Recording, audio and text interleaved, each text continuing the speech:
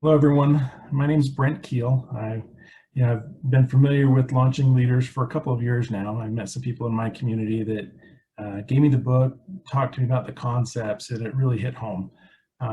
They gave me an opportunity here to speak and speak on, my favorite part of the book and my favorite chapter is the portion of giving back. What is giving back? I think traditionally a lot of us think of giving back as, okay, you're now successful, now give money away. Um, and giving money away, as they talk about, it can do a world of good. You get some of the same personal joy and satisfaction of giving money back as you do giving of service. But the way that your giving affects lives really is much more important when you're giving of yourself and giving of your service. I'm going to talk about a few different experiences um, that that have effectuated me in my life, that have caused changes in my life. Um, One of the things that they talk about in the book is cultivating a giving heart. I want to talk to you a little about that. It's one of the things. I'm a parent. I have 3 children. Uh, they're the focus. They're the most important thing in my life at this point. Um, and man, I want them to be good people, successful people, and giving people. And one of the things that I focus on is how do I teach these 3 children of mine how to give back to others? And thinking back and how do I do this with them? And I thought back, well, how did my parents do that with me? And it reminded me of a story when I was a teenager. My father is a teacher. He taught for years and years. My mother's a nurse, and they both lived in a small community in rural Idaho. For those not in the United States, that's a pretty rural place with not a lot of people around. Um, we grew up, with my father as a teacher. Teachers don't make tons of money in the United States, you know, and he used to joke that we would do construction during the summers. We would do cement work and construction. So I grew up, you know, doing cement work, building buildings, doing driveways, working on anything with construction. And he would joke that he did construction to support his teaching habit. It was kind of a joke. We had 7 children in our family. I was the fifth of 7. Every one of us got to go out, work in the cement, learn how to do that as a trade. And during the summers, we would spend countless hours. We would usually get to the job site about 6 in the morning. We would work till it got dark, and then we would go about and do it again. Well, this one particular summer, we were going through that regimen. We were busy on a project, and my dad had also brought on another teacher from the community to work with us that summer. And this guy, he came and he worked hard with us. And well, one day we wrapped up a little early. We went home about 5 o'clock, and it was still light for a few hours. And this teacher had left early. So the guy that was working with us had left early. And what we didn't know is that rather than going home, he went to his parents' home. They're also in this community, and he was putting a new roof on their house. And we were driving home a couple hours later, and we drove by this house on the way to our home. And it was very interesting because we were kind of excited to be done early. I mean, that wasn't the norm. We thought we were going to go fishing that night, something that we love to do. And as we drove by and we saw Alan, this guy, up on the roof of his parents' house, that was the end of our fishing. It wasn't going to happen. We drove another couple miles home, got some different tools to help with roofing, and we were back up on a roof until after dark that evening. And the next day we left our work early and went and helped finish that project. That was my dad. That's just what we did. It wasn't a discussion. I still remember being up on the roof with Alan, and our relationship changed. We were friends before. We became better friends. I was a 14-year-old kid, and this teacher and I were now friends. Not not on a different level, because he knew we cared about him. We knew he cared about us. And when you're serving other people, it really just brings things together. That was that was a pretty pivotal experience that I can remember, but it was hard to find just one experience with my father. Um, he, uh, like I said, he's a teacher in the school district, and I've had several friends, reach out over the years and talk about how wonderful he was because he just cared for them and was kind to them.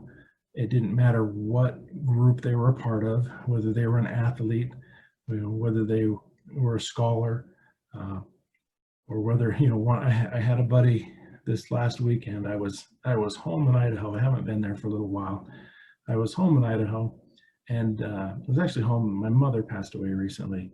I was home for a memorial service, and I'm in this small town filling up a gas tank, and a buddy shows up, that I haven't seen since high school, and he comes out and sees me at the gas tank and wants to tell me that how much he appreciated my mother, and he was sorry that we'd lost her, and how much that he'd appreciated my father, and that my father was one of his heroes, as he described it. He was one of his heroes because he said, I was a screwball in high school. I didn't do anything right. I was always in trouble. But yet your dad always was interested in me, never treated me different, and basically just treated him with respect and dignity that I think every one of us would like to have.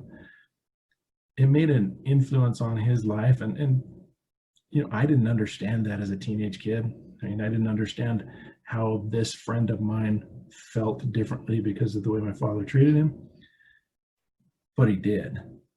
And having that,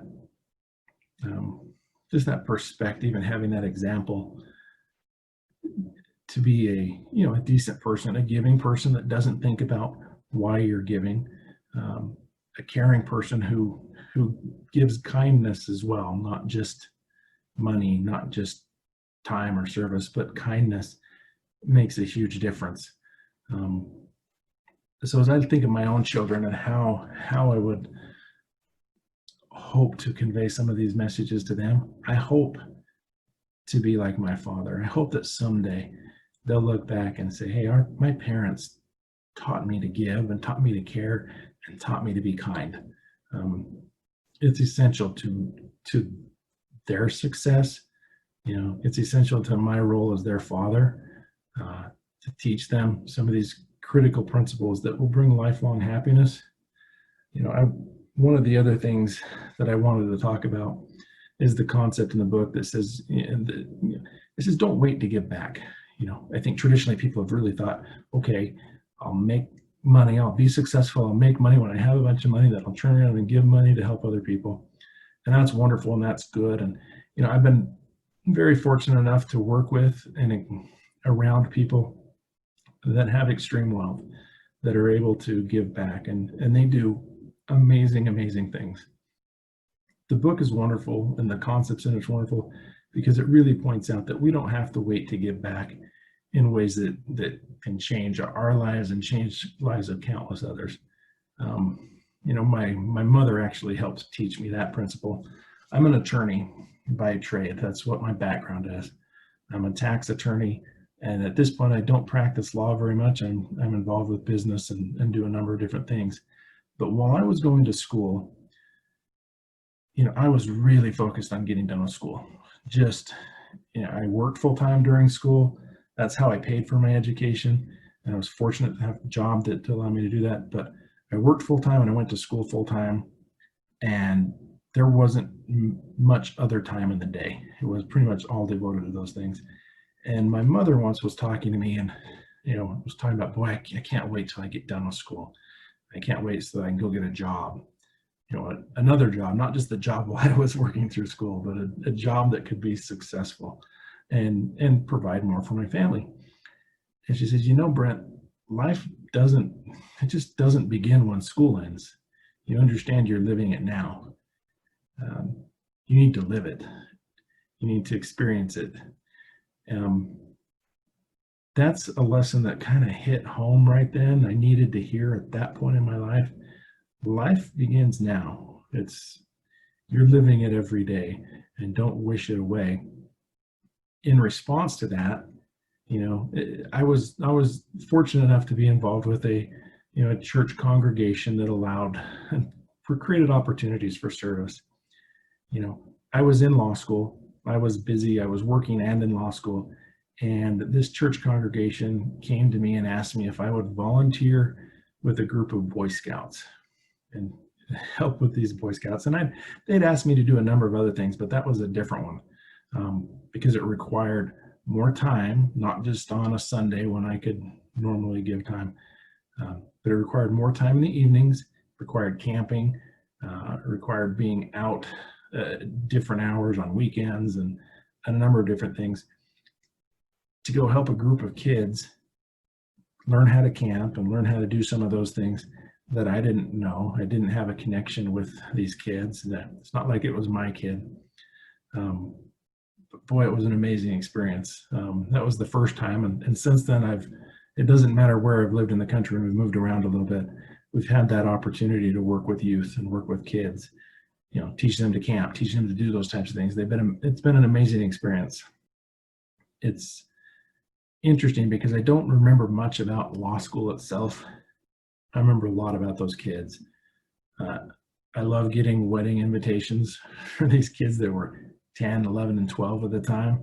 I love, hearing from them, seeing them go to college, seeing them, make their own way in the world.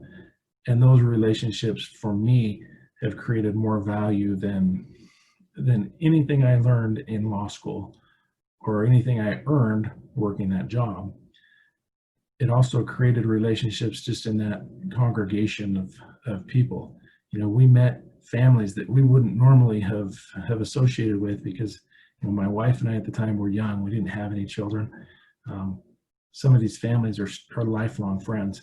We don't live in that part of the country any longer, but when these people come through, they stop and they visit, and they're long lost friends that we meet immediately, and you just love them, and it has enriched our lives remarkably. And so, those are two concepts that really hit home for me in particular. The create a giving heart, and cultivate a giving heart, and don't wait to give back are two very important principles that pulled out from the book for me. Another thing I'd like to talk about is actually I'm going to give you a reference to something that each of you may want to go out, research on the internet, Google yourself, and listen to a talk. And it's a talk that was given in 2009 at Brigham Young University. The speaker is a guy by the name of Arthur Brooks. The name of the talk is Why Giving Matters. Arthur Brooks at the time, I don't know what he's doing now, at the time was a professor at Syracuse University. He's a social scientist. He spent his time, studying this concept of giving. And there's a theory around giving that as you give, you actually become more successful. And listen to the talk. I can't do it justice, but he talks about how that doesn't make any sense from any economical perspective, anything you can read about. And he goes through and prepares data and shows data on the research that he had done as a social scientist. A couple of the items that stuck out to me, I've jotted down as notes. One of the findings was that if you are a person who gives, you're 43% more likely to describe yourself as a happy person than if you don't give in any concept. It's not just giving of money. He found that you're 2 times as happy if you give blood than if you don't give blood. And it goes on and explains a number of things. He talks about how you can't find a service that you can perform for someone that won't make you happier. If you're actually serving someone, not necessarily for money or any remuneration or anything back, but you're out serving, you can't find a service that won't make you happier. Think about that for a minute. I mean, I've helped a lot of people with some pretty crappy service, quite frankly, things that aren't aren't fun, not what I would go do on my free time if I was asked. And I can't think of a time where I left that. We finished a project, we finished helping someone move, we, shingled a roof or any of those things where I didn't feel better about it. My kids, a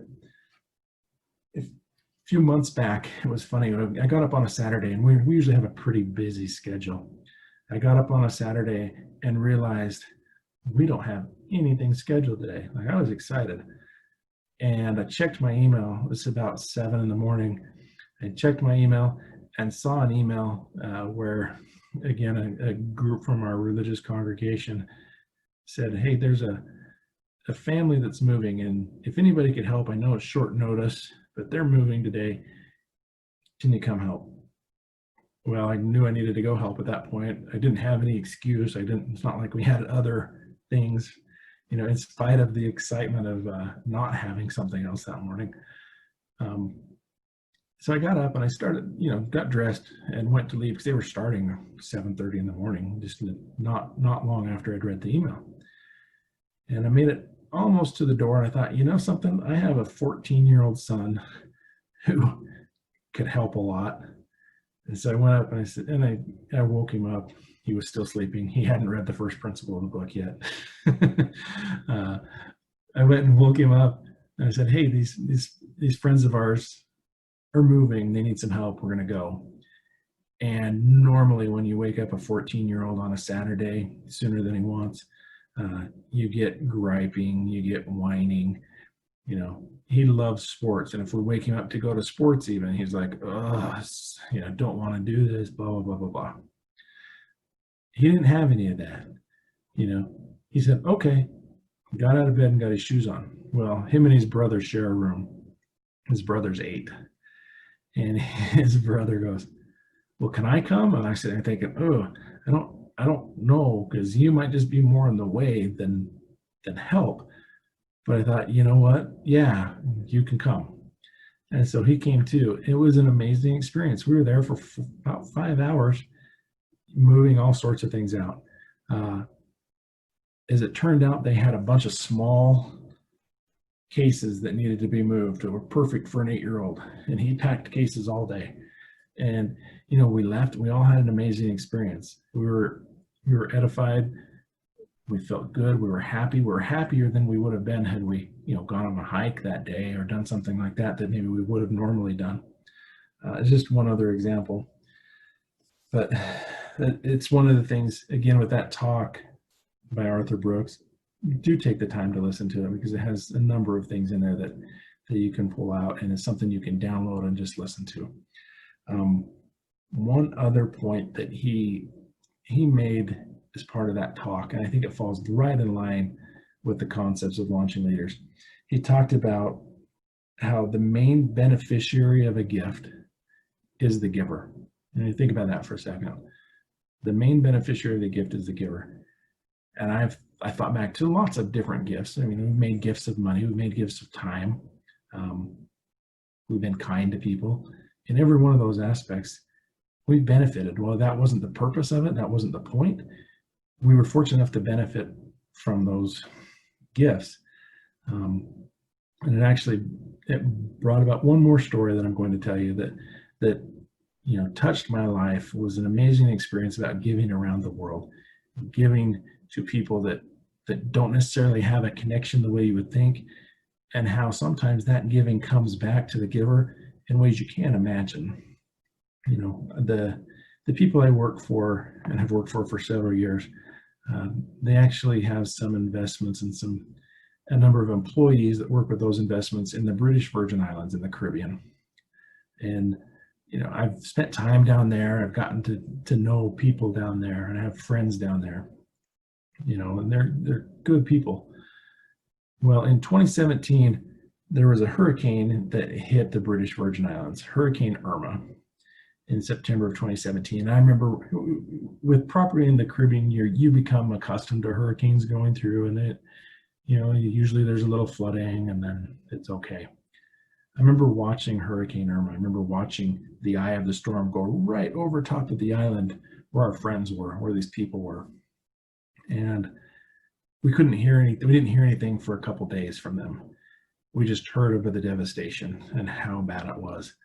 Well, the people I work for are amazing people. They immediately went to work going, how in the world can we get food and water and supplies down there, because they need help. And it's hard. It's a hard place to get to.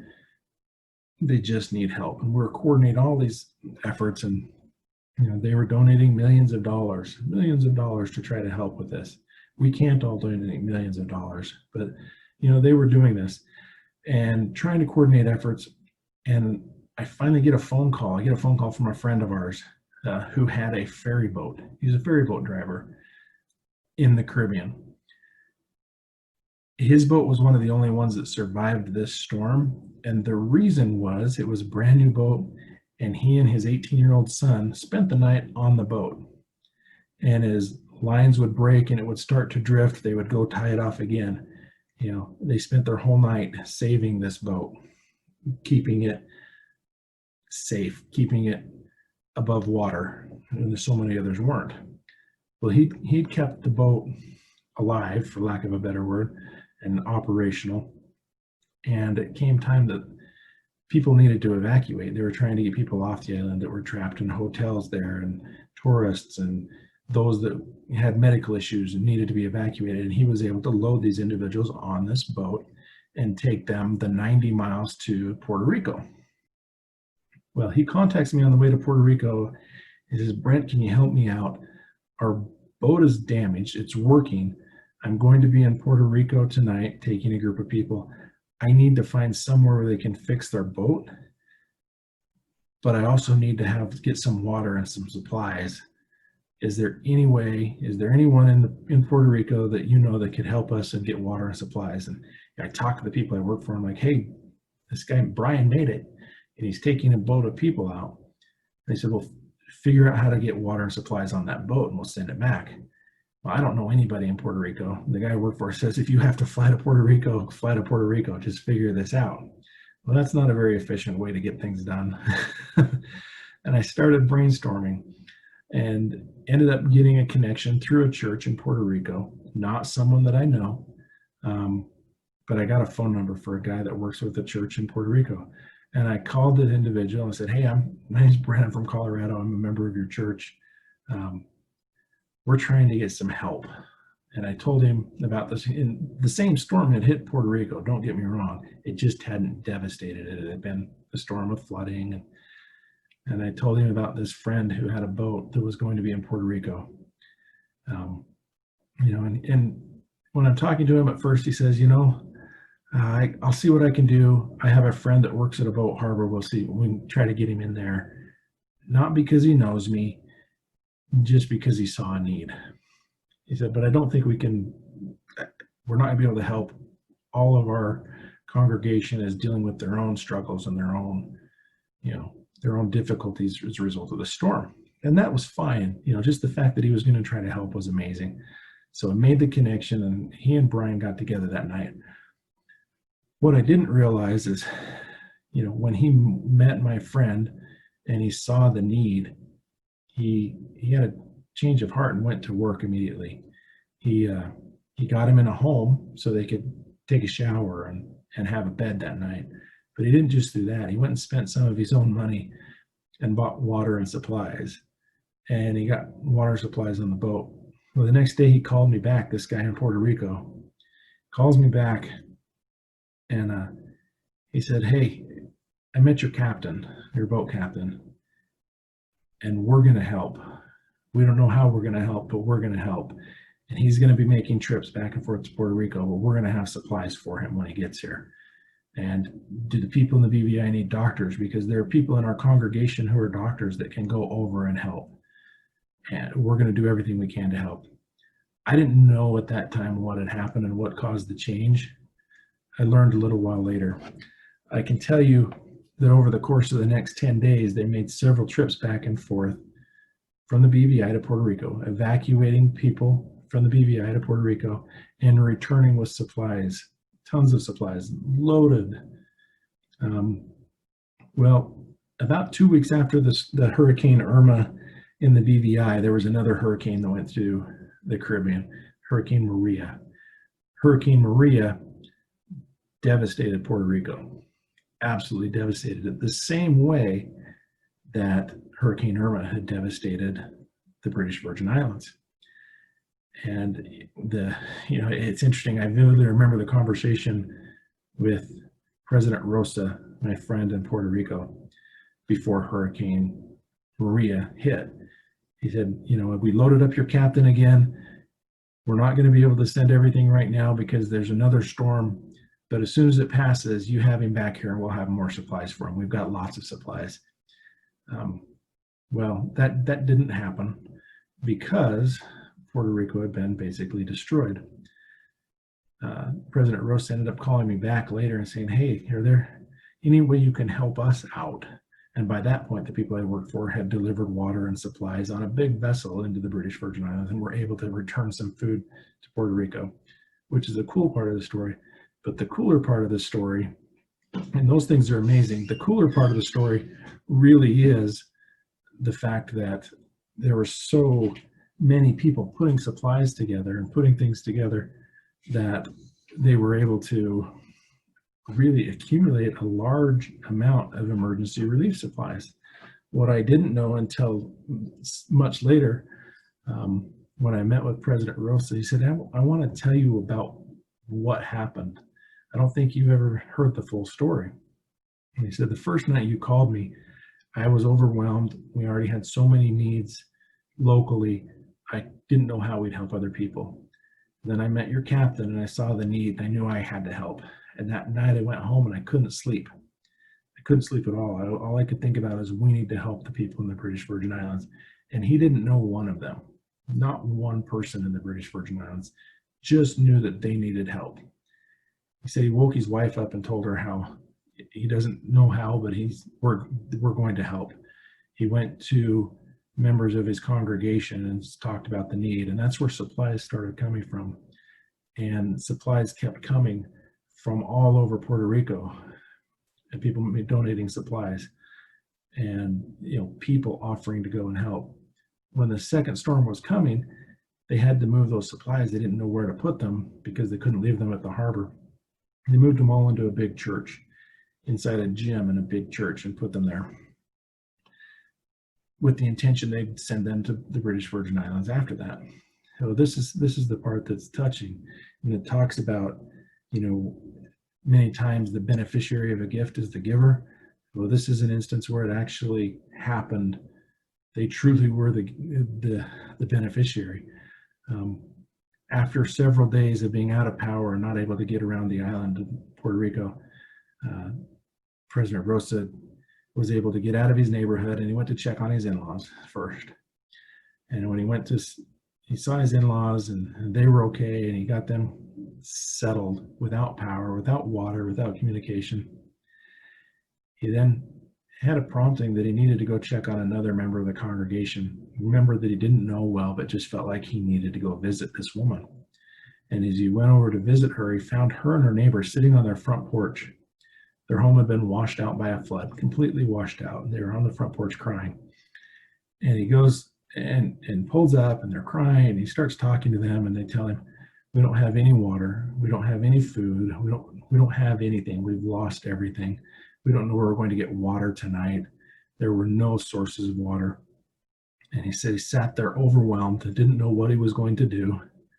And at that point, he remembered there is a cache full of supplies, emergency relief supplies, water, the exact things they needed, sitting in a church that had been gathered and donated from all across the island. And it dawned on him, oh my goodness, we've been preparing for our own need without even knowing it. By preparing to serve some of these others, we've served ourselves. He was able to go get a case of water and bring to this woman, but also distribute these essential supplies before relief and aid could get into the country. They had it all in one centralized location where they were able to help so many people. And, he said, he felt as though he were inspired to help the people in the BVI, and by doing so had been prepared himself in order to meet the needs of the people in his own community. Just an example of where giving back really can make a difference in our lives. I know that each one of us will have many opportunities to give, and they're probably not going to be as grandiose as President Rosa and those people in the Puerto Rico, or the people I work for, sending millions of dollars in aid. Um, but they are going to be just as essential to the lives of the individuals who we serve, the lives of those who we show kindness, the lives of our own children as we teach them these principles, because it will provide happiness in their life. I, I hope we apply those principles. The rest of these, tools, the rest of the formula that we have, it's great. It'll provide success. If you don't do any of them, except the last one, give back, you'll have success in your life. However you measure it, there will be success, and there will be relationships and true wealth in your life if you're constantly looking for opportunities to give back and to serve others. I appreciate the opportunity I have to share some of my personal thoughts and beliefs on this topic. It is near and dear to my heart. It's something that's very important. As a father, that I hope my kids understand it. I hope I'm doing something every day to teach them that, because it will provide perspective in their life that they can't get any other way by giving back. So thank you for the opportunity to speak.